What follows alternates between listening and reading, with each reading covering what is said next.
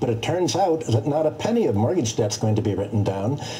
When the banks have lent more money than a mortgage owes with 38%, the government is going to create its own debt to come in and make up the difference. So the debt is going to continue to grow exponentially, and it's way beyond the ability of the economy to pay. If people have to pay the amount of debt that they have now, there won't be any money to buy goods and services.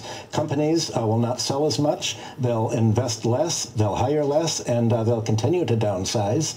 And what's happened is that this is the greatest transfer of wealth really in American history. It's doubled the American debt.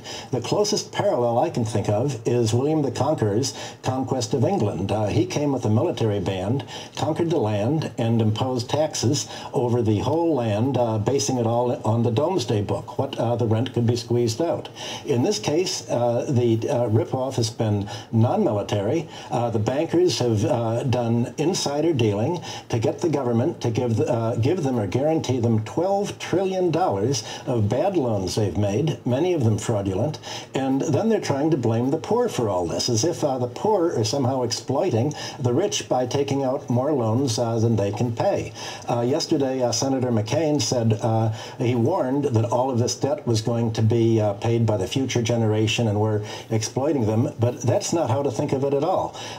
When you have a debt that goes to a future generation, you have taxpayers paying to bondholders. Just like in the 19th century, you had the western states paying to the eastern states. So what you've done is given $12 trillion to the richest 1% or 10% of the population, and you've indebted the economy and the government to them for the next 100 years. You've created a new class of ruling families, and Obama has, by doing this, he's broken with every precedent in history. Whenever the debts have exceeded the ability to pay, they've been written down to the ability to pay, either through bankruptcy or through conscious government write-down. But instead of writing down the debts, he says the creditors are not going to lose money, despite what Mr. Rubini said.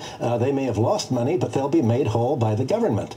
And that's crazy. That's why every economic chart you see, there will be a gradual rise and then a sudden collapse. Everything is turned into a vertical fall. Prices, international shipping, employment, profits, they've all hit a wall, and there's no way that the economy can recover when people have to pay interest and amortization instead of buying goods and services, or companies will have to pay their junk bondholders.